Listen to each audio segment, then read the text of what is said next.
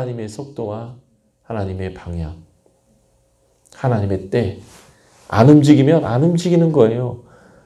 내가 똥 싸고 있다가도 하나님 움직이면 빨리 끊고 가야 되는 거예요. 하나님의 때, 하나님의 속도, 하나님의 방향, 그렇게 움직이는 거예요. 그런데 사울은 못 기다렸어요. 그래서 자기가 제사 드려보려 했습니다. 하나님의 나라는 이러면 이럴 수가 없어요.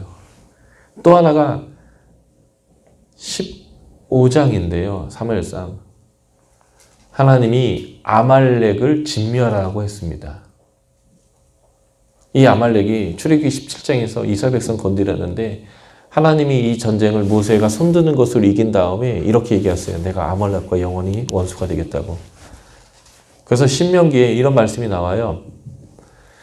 내가 너희들에게 평안을 줬을 때 이 아말렉을 내가 진멸하겠다고요. 그래서 지금 사울 왕에게 그 신명기의 약속대로 진멸하라고 얘기했습니다. 그런데 사울이 진멸하지 않았어요. 전쟁에서 이겼는데도 불구하고 하지 않았습니다. 이유가 뭔지 아세요? 사무엘이 사울에게 왔는데 막 소, 양 소리가 나는 거예요. 진멸하라고 했는데 이 소리는 뭐냐라고 했더니 하나님께 좋은 거 제사 드리려고 남겼다는 거예요. 그런데 사무엘이 사울을 자꾸 다구치니까 그가 이렇게 얘기합니다. 백성들이 무서웠다고. 백성들이 전쟁하는 데 있어서 최고의 동기가 뭔지 아세요? 탈취물입니다. 동서고금을 막론하고 부자 되는 방법이 전쟁이에요. 전쟁을 통해서 탈취물을 얻는 겁니다. 그게 전쟁의 가장 중요한 동기예요. 백성들은 그걸 원하는 거예요. 하나님은 원치 않고요. 하나님은 여호와의 전쟁이 되어야 하기 때문에 진멸하라고 합니다. 여리고 전투처럼요. 하나님은 원하지 않는데 백성이 원하는 거예요. 왕은 누구의 뜻을 따라야 할까요?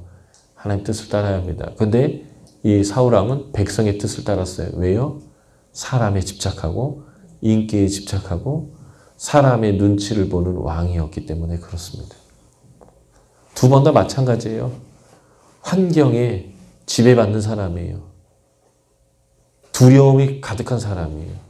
사람이 주는 게 두렵고 백성들의 인기가 떠나는 게 두려웠습니다. 그래서 그는 실패해요. 재미있는 것은 사무엘상 13장과 15장 사이에 14장이 나오는데 이 14장은 13장과 연결되어 있는 내용인데 14장에서 전쟁에서 이깁니다. 어떻게 이기는 줄 아세요? 사울의 아들 요나단이 자기의 병기 든 자와 둘이 올라가서 전쟁을 이겨요. 그때 요나단이 한 아주 유명한 말이 있어요. 전쟁이 어찌 숫자에 속하겠느냐. 하나님이 원하시면 이길 수 있다 했고 2명이 올라갔는데 전쟁에서 이겨요. 2 사람 때문에 진동이 일어나면서 이긴다고요.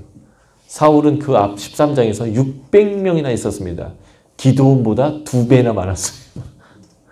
그런데 그는 두려움으로 실패하는데 그 13장 다음 장인 14장에서는요.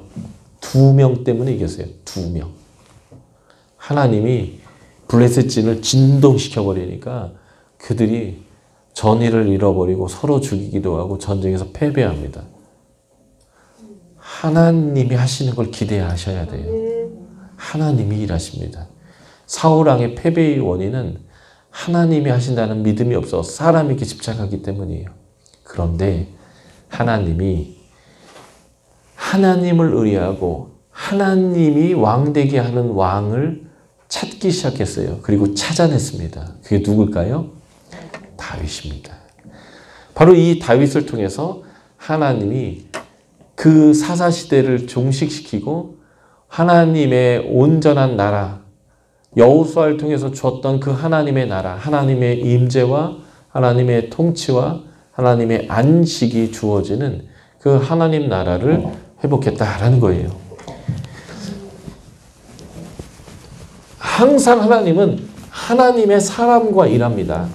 처음 재창조 때에 하나님이 함께 일했던 사람이 누구예요? 노아예요. 하나님이 아브라함이라고 하는 사람을 찾아내고 아브라함과 이삭과 야곱을 통해서 하나님이 그 언약을 맺어서 하나님이 일하셨고, 그리고 출애굽할 때 하나님은 또 누구와 함께 일하셨어요? 모세와 함께 일하셨고 여호수아와 함께 일하셨습니다.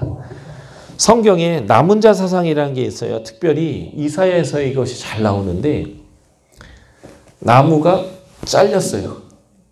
그래서 밑둥만 남았는데 거기에서 줄기와 싹이 올라와서 다시 나무가 되는 거. 이게 남은 자 사상인데 하나님은 남은 자를 통해서 일하세요. 그 남은 자가 뭐냐면 하나님을 의뢰하는 자, 하나님을 경외하는 자, 하나님과 동행할 수 있는 사람이요. 내 얼굴 앞에 행하여서 완전한 사람 말이죠. 그게 첫 번째 남은 자가 노아예요. 노아의 가족들, 아브라함의 가족들, 모세, 여호수아, 그리고 다윗입니다. 이새의 줄기에서, 이새의 뿌리에서 줄기와 싹이 올라와서 하나님의 나라가 다시 세워지는 것이죠. 그래서 하나님 나라의 3요소는 우리가 하나님의 임재와 통치와 안식인데, 하나님의 임재가 돌아오는 거예요. 다윗을 통해서, 솔로몬을 통해서. 하나님의 법궤가 산지에 처박혀 있었습니다. 그런데 다윗이 온 이스라엘의 왕이 되었어요. 사무엘하 6장에서 왕이 된 그가 무엇을 사모하기 시작했냐면 법궤를 사모하기 시작합니다. 그래서 그 법궤를 가져오려고 그가 애를 쓰는데 처음에는 그가 잘 몰랐나 봐요. 그래서 내가 하나님께 할 수 있는 최선의 방법인 최고급 리무진 마차에다가 하나님을 모셨습니다. 근데 문제는 하나님은 네가 할 수 있는 최선의 것을 요구하는 게 아니라 내 방식을 네가 따르는 것을 원하셨어요. 그래서 베레스 우사, 그 유명한 사건이죠. 우사가 소가 튀어서 법궤가 떨어지려고 하니까 받치다가 그가 즉사해 버립니다. 다윗이 깜짝 놀랐나 봐요. 싹 도망갔어요. 마치 하나님의 법궤가 다곤 신앙에 있다가 스스로 영광을 얻고 이방 선지자 제사장들에게 제대로 제사 받아 드시고 돌아오셨을 때에 사람들이 법궤를 열어보고 충돌했던 것 같은 사건이 또 벌어진 거예요. 그런데 그 이전에 충돌 때는 하나님 법궤를 산지에 처박아뒀다면 다윗은 태도가 달랐습니다. 다시 돌아와요. 돌아오는데 연구했나 봅니다. 이제는 제사장을 앞세우고 제사장이 나무를 꿰서 하나님의 율법에 규정된 대로 딱 받쳐들어요. 그리고 움직였을 때 하나님이 충돌하지 않는 것을 그거 보고 신이 났어요. 그래서 미갈이 그 남편을 얕봤잖아요. 엉덩이 베 있다고 춤을 추고 난리가 나서 다윗의 마음이에요. 다윗은 하나님의 임재를 사모했어요. 하나님과 함께하고 싶었다고요. 그래서 그는 도망갔지만 금세 찾아와요. 도망갔을 때 연구했어요. 무엇이 문제인가? 이스라엘 백성은 법궤를 끌고 와서 우리를 위해 싸우자 이렇게 했지만 다윗은 하나님의 방법이 무엇이냐를 연구한 것 같아요. 정확하게 하나님의 방법으로 하나님의 법궤를 운반하기 시작합니다. 그러니까 여러분들이 할 수 있는 것으로 한다는 거, 여러분들이 할 수 있는 최고의 것을 하나님께 드리는 거 아니에요. 하나님 뭘 기뻐하시는지를 따라 여러분들이 해야 합니다. 주의 일도 마찬가지예요. 내 생각에 이게 참 좋아 보인다고 그렇게 주의 일을 하지 마십시오. 기도하세요. 하나님께 여쭤보세요. 하나님, 제가 하나님을 섬길 때 어떻게, 무엇으로 섬길까요? 효과적이고 효율적인 거, 남들 보기에 그럴듯한 거, 이게 마차예요. 그렇지 않습니다. 하나님의 방법을 찾아보세요. 하나님의 뜻을 찾아보세요. 하나님의 방법은 효율이 아니라 화평케 되는 거예요. 하나 되는 것입니다. 깨어지는 게 아니고요. 연합되어지는 거예요. 그래서 더 잘하려고 하는 것보다 모두가 연합되어 하나로 하나님을 섬기는 것을 찾아보세요. 내가 영광을 얻고 내가 이 일 해가지고 탁 드러나는 게 아니라 나는 드러나지 않아도 하나님이 영광되고 공동체가 함께 하나님의 일을 감당하는 것을 선택해 보세요. 우리는 일을 너무 잘하고 좋은 결과를 맺는 것 같아 보이지만 하나님께 영광되지 않은 일을 할 때가 되게 많아요. 내가 드러날 때가 많고요.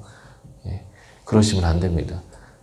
마차가 아니라 하나님의 방식인 나무를 꿰서 하나님을 모셔왔어요.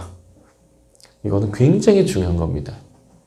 하나님의 방식을 따르시고 하나님이 원하시는 방식으로 모든 주의 일들을 감당해내야 한다는 거, 이것은 너무너무 중요한 사건입니다. 다윗은 그래서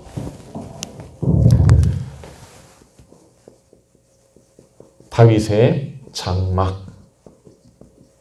통해서 하나님의 임재를 회복했습니다. 그리고 이 하나님 임재가 솔로몬 성전을 통해서 공식적인 회복이 이루어졌습니다. 이 얘기는 제가 좀 이따 더 자세하게 이 뒷부분에서 하려고 해요.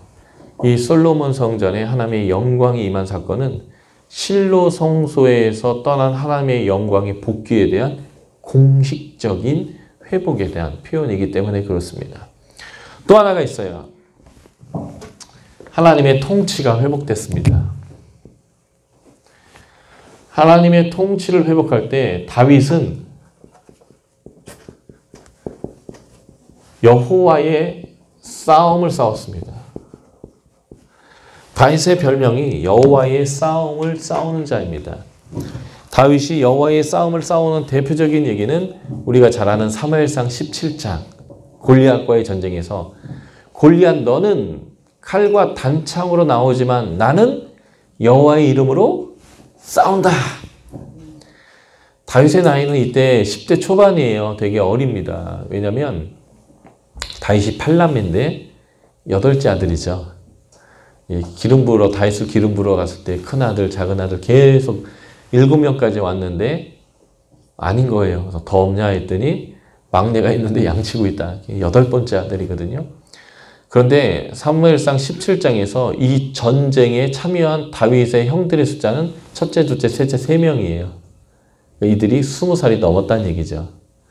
넷째, 다섯째, 여섯째, 일곱째, 여덟째 이렇게 이제 되는데 넷째가 19, 18, 17, 16, 15. 다윗은 15살 미만인 거예요. 엄마가 출산한 다음에 바로 한 달 안에 임신해서 또 낳고 또 낳고 또 낳고 또 낳고 했을 때 15살이에요. 그러니까 다윗의 나이는 10세 초반까지 뚝 떨어집니다. 진짜 이만한 꼬마가 얼굴 뽀고여가지고 빨개가지고 이딴만 골리앗한테 얼마나 까부는 거예요. 너는 칼과 단창으로 나오지만 나는 여호와의 이름으로 싸운다. 돌이 어쨌든 이 싸움이 뭐냐면 하나님의 이름이 저주받고 막 모욕당하는 일에 그 누구도 분을 내지 않는데 다윗만이 분을 내고 다윗이 그 돌멩이를 던져서 골리앗의 머리통을 부시고 그 골리앗의 팔을 뽑아서 그의 목을 잘라버렸다는 거예요. 그가 여호와의 싸움을 싸웠죠. 그래서 사울은 천천히요 다윗은 만만이다라는 소리를 듣게 되는데 바로 이 다윗을 그래서 여호와의 싸움을 싸운 자라고 부르는 거예요. 나중에 사울이 다윗을 죽이고 싶을 때 소위 그 손 안 대고 코 푸는 방식을 선택했는데 그게 뭐냐면 자기 손으로 죽이면 안 될 것 같으니까 전쟁터에 나가서 죽이게 만들려고 계략을 세웠어요. 그게 뭐냐면 내가 너 나의 사위 삼고 싶은데 네가 내 딸하고 결혼하려면 그 당시 풍습은 지금도 이 무슬림 지역 가면 똑같은데 지참금을 내야 돼요. 근데 나는 지참금을 돈으로 원하는 게 아니라 적의 수급을 원한다. 이게 머리를 얘기하는 게 아니고요. 성기를 얘기하는 거예요. 수급이라는 게. 그래서 네가 가서 잘라와라. 잘라오려면 죽여야 되잖아요. 그러니까 전쟁터에 나가서 싸워라 그런 거예요. 그러면서 다윗에게 사울이 한 얘기 이거예요. 너는 여호와의 싸움을 싸우는 자 아니냐. 얼른 가서 힘내서 싸워라. 사실 다윗이 사울의 의도는 얼른 가서 싸워서 죽어라 이런 얘기지만 사울의 이런 말을 통해서도 다윗을 사울이 어떻게 생각하고 있는지를 아는 거예요. 왜 다윗을 미워했는지도 아는 거고요. 그는 여호와의 싸움을 싸우는 자예요. 여호와의 인정을 받는 사람입니다. 그러니까 자기가 죽이면 안 될 것 같은 거예요. 그러니까 손 안 대고 코 푸는 방식으로 전쟁에서 죽어라 이렇게 했던 거죠.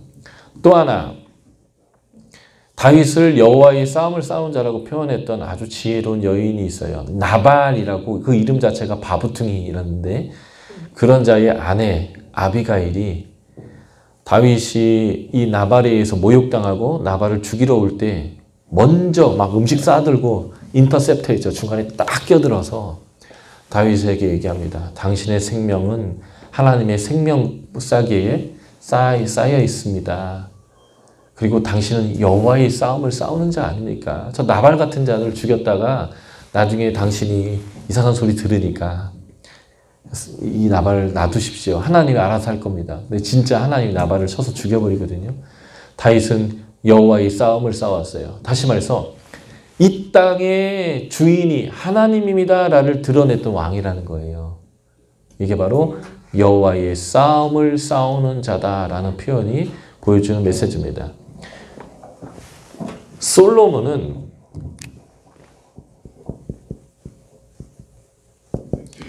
재판을 통해서 이 땅의 공의의 기준, 이 땅의 통치자가 하나님이고 하나님의 기준이다라는 것을 보여줬던 왕입니다. 솔로몬이 왕이 됐을 때 하나님께 기도원에서 제가 1000번제를 드리면서 데모했다고 했잖아요. 아침 저녁으로만 제사 드리면 되는데 막 1000개를 드리니까 하나님이 찾아왔어요. 왜? 뭐 때문에 난리야? 그랬더니 왕으로 세워주셨는데 나는 백성 간에 출입할 줄 모른다고. 왕이 백성에 출입하는 이유가 그들의 얘기를 듣고 재판을 해주는 건데 그래서 하나님 저에게 듣는 마음을 주십시오. 지도자가 가져야 될 지혜로움의 1번이에요. 듣는 마음. 원래 나이가 많아지고 경험이 많아지고 높은 자리 가면 딱 들으면 답이 딱 나와요. 소위 말해서 통밥이 있다고 하는 거죠. 뻔해요. 그래도 들어줘야 합니다. 부모가 돼서 자녀를 양육하다 보면 자녀의 얘기 한두 마디만 들어도 답이 뻥 나와요. 그래서 늘 옳은 얘기만 하고 늘 이렇게 듣지 않고 막 얘기만 하고 가르치려고 합니다. 그러면 자녀하고 이제 대화가 끝난 거예요. 평생 얘기 안 합니다, 자녀들은. 선생님도 마찬가지고 대통령님도 마찬가지고 엄마 아빠도 마찬가지고 목사님도 마찬가지예요. 훨씬 더 지혜롭고 답이 있지만 들어주셔야 됩니다. 상담의 제1 원칙, 말 많이 하지 말고 들어라. 이건 누구나 다 아는 얘기잖아요. 들어줘야 합니다. 동감해 줘야 합니다. 같이 울어주고 같이 기뻐해 줘야 됩니다. 그러면 어떤 답을 주지 않아도 벌써 그 사람은 70%, 80% 문제가 해결되어 있거든요. 들어줘야 합니다. 듣는 마음이 지혜로운 마음이에요. 그래서 솔로몬이 그 듣는 마음을 구했고 지혜로움을 구했습니다. 그리고 하나님이 그것을 주셨어요. 그래서 그가 재판을 통해서 이 땅의 통치자는 하나님입니다. 하나님의 율법의 기준이 이 땅의 기준이 되어야 하는 것들을 보여줬는데 이게 바로 하나님의 통치가 회복된 사건입니다. 안식이요. 다윗과 솔로몬 시대에는요. 그 귀한 목재인 레바논의 그 백향목이 뒷산에 있는 뽕나무처럼 흔했어요. 그리고 은은 길의 돌처럼 흔했고요. 그리고 백성들은 포도나무와 무화과 나무 아래서 평안히 지냈습니다. 저주의 상황, 레위기 26장과 신명기 28장의 축복과 저주 중에 저주의 상황에 보면 이런 저주가 있어요. 네가 심은 걸 수고하지 않은 남이 먹고 네가 지은 집을 수고하지 않은 남이 그 집에서 살고 네가 처녀와 약혼했는데 다른 놈이 그 여자와 결혼할 거라고. 이게 저주의 상황인데 이걸 뒤집으면 내가 심은 나무 아래서 내가 평안히 지내는 거 이게 바로 축복의 내용이에요. 예수님이 요한복음 1장에서 나다나엘에게 내가 너를 무화과 나무에 있는 것을 보았다라고 하는 이 표현도 사실은 무화과 나무는 하나님에게 기도하고 율법을 연구하는 자리예요. 그늘 아래서. 그러니까 포도나무 무화과 나무 아래 평안히 거했다라는 것은 안식을 표현합니다. 다윗과 솔로몬 시대 때는 이 하나님의 안식이 있었던 때예요. 이때 어떤 일이 벌어질까요? 수많은 열국의 왕들이 와서 하나님의 나라인 솔로몬의 왕국을 보고 정신 나가요. 그리고 하나님을 섬기게 됩니다. 대표적인 여인이 에드피아 여왕이죠. 하나님이 영광 받으셨어요. 복의 근원의 삶을 살게 되었단 말이죠. 하나님 나라가 회복되었다라는 것입니다. 이 회복이 누굴 통해 이루어졌을까요? 다윗과 솔로몬을 통해서 이루어진 것 같으세요? 아니요. 전적인 하나님의 열심으로 인하여서 이 하나님 나라가 회복되었다라는 것입니다.